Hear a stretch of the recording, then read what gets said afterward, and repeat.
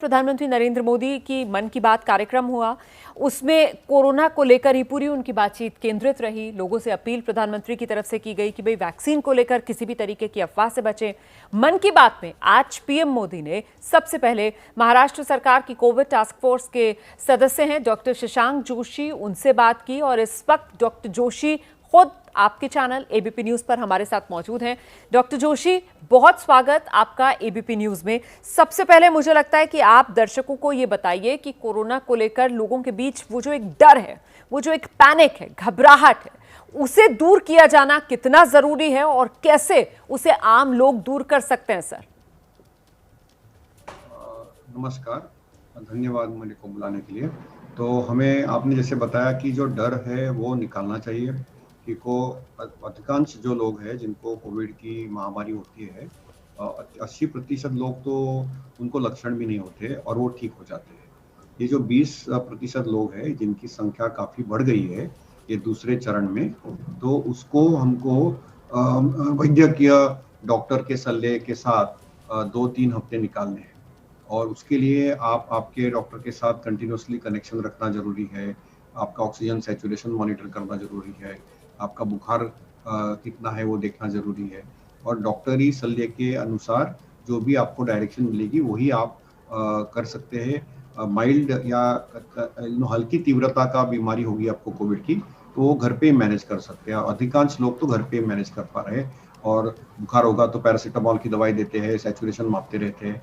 लेकिन कोई लोगों को कभी कभी इससे भी थोड़ी तीव्रता, यानी जिसको हम मॉडरेट कोविड बोलते हैं, या अति तीव्रता जिसको हम सीवियर कोविड बोलते हैं, वो भी हो सकता है। तो उनको लिए फिर कभी कभी अस्पताल में जाना पड़ता है। ऑक्सीजन सैचुरेशन गिरता है यदि 6 मिनट चलने के बाद 3% से या 93 यानी 93% के नीचे आ जाता है तो कभी कभी फिर हमको ऑक्सीजन की जरूरत लगती है। हमारे चेस्ट पे सोना पड़ता है, हमको स्टीरॉयड की इनहेलर इंजेक्शन है, टैबलेट की जरूरत पड़ती है, ब्लड थिनर की जरूरत पड़ती है जैसे हेपेरिन का इंजेक्शन है। उसके साथ कभी कभी हम अवेलेबल होगा तो रेमडेसिविर दवाई की भी इस्तेमाल करते हैं रिकवरी के लिए। इससे मृत्यु दर नहीं कम होता है।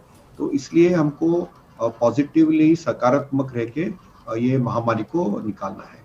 अधिकांश लोग तो पूरे रिकवर हो गए, 98% लोग तो पूरे रिकवर हो गए, तो डरने की बात नहीं है। लेकिन क्या हो गया, ये जो हवा ये है जो दूसरी वेव आई है बहुत तेजी से आई है और इसमें ट्रांसमिशन बहुत फास्ट हुआ है, लेकिन रिकवरी भी उतनी फास्ट हो रही है। मृत्यु दर कम है लेकिन इतनी ज्यादा पैमाने और रफ्तार से ये वेव आएगी, इसकी वजह से पूरी जो हेल्थ इंफ्रास्ट्रक्चर है वो थोड़ा सा स्ट्रेन में आ गया है और इसके लिए लोग थोड़े भयभीत हो गए हैं। तो भयभीत होकर कोई फायदा नहीं होने वाला है।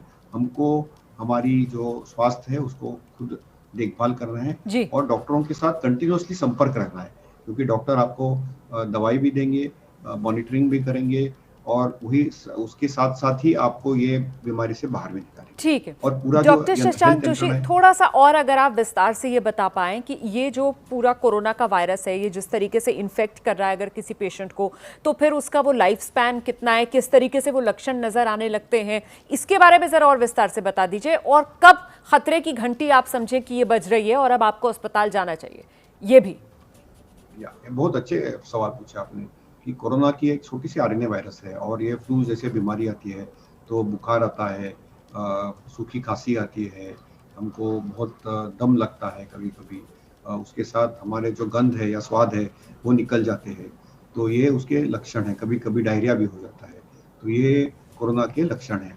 और ये वेव में हम देख रहे हैं कि युवा पुरुषों में और बच्चों में भी कोरोना हो रहा है।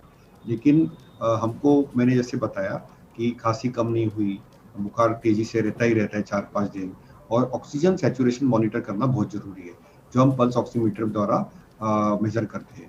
तो विश्राम के टाइम यदि ऑक्सीजन सैचुरेशन की वैल्यू 93% या प्रतिशत के नीचे होगी, या हम 6 मिनट वॉक करने के बाद वो 3% ड्रॉप होगी या 93% के नीचे चली जाएगी, तो ये रेड फ्लैग माना जाता है। कभी कभी डॉक्टरी सलाहों से हम 5वें दिन सीटी स्कैन करते हैं, कभी कभी खून की जांच भी की जाती है, लेकिन उसके लिए डॉक्टर की सलाह लेना बहुत जरूरी है कि डॉक्टर के साथ उसके मार्गदर्शन में आपको जो भी है चीज करनी बहुत जरूरी हो जाती है।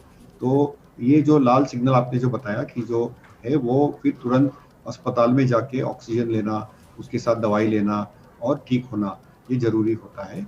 तो आपको संपर्क में रहना चाहिए आपके डॉक्टर के साथ, आपके वैद्यकीय सलाहकार के साथ। और ये महामारी के टाइम आने जाने में बहुत दिक्कत आती है, लेकिन एक चीज़ अच्छी है कि जैसे 100 साल पूरे पहले जब स्पेनिश फ्लू हुआ था, तब हमारे पास मोबाइल फ़ोन नहीं थी, टेक्नोलॉजी नहीं था, इंटरनेट नहीं था, न्यूज़ चैनल या मीडिया भी नहीं था जिनको सही है, जैसे आप अभी हम हमारे थ्रू लोगों को सही इन्फॉर्मेशन दे रही है कि बिना पैनिक हुए अपने डॉक्टर से बातचीत करके अपना ऑक्सीजन सैचुरेशन मापना, अपना बुखार मापना, बुखार ज़्यादा होगा तो पैरासिटामोल की दवाई इस्तेमाल करना, कभी-कभी डॉक्टर घर में इनहेल्ड स्टेरॉइड भी देते हैं, खाँसी कम नहीं होती है तो।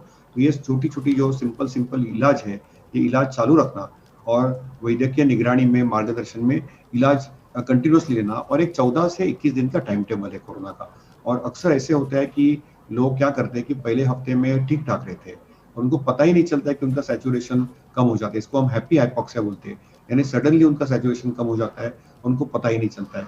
इसलिए ऑक्सीजन का मापने का जो मशीन है, जिसको हम ऑक्सीमीटर कहते हैं, जी। वो रहना बहुत ज़रूरी है। ठीक है सर, बहुत बहुत धन्यवाद, बहुत बहुत धन्यवाद ये तमाम जानकारियां दर्शकों के साथ साझा करने की। तो डॉक्टर शशांक जोशी को आप सुन रहे थे। प्रधानमंत्री नरेंद्र मोदी की मन की बात में आज पीएम ने सबसे पहले इन्हीं से बात की और कुल मिलाकर डॉक्टर्स की तरफ से यही कहा जा रहा है कि ठीक है, कोरोना का खतरा बड़ा है, लेकिन घबराइए मत, क्योंकि रिकवरी रेट भी इस बार ये जो नया रंग रूप बदल कर आया कोरोना के वायरस का, उतना ही तेज है जितना तेज इसका संक्रमण। भारत में रिकवरी रेट बेहतर है। आप सिर्फ अपनों का ख्याल रखिए, मास्क लगाइए, 2 गज की दूरी बनाकर रखिए, हारेगा कोरोना। एबीपी न्यूज़ आपको रखे आगे।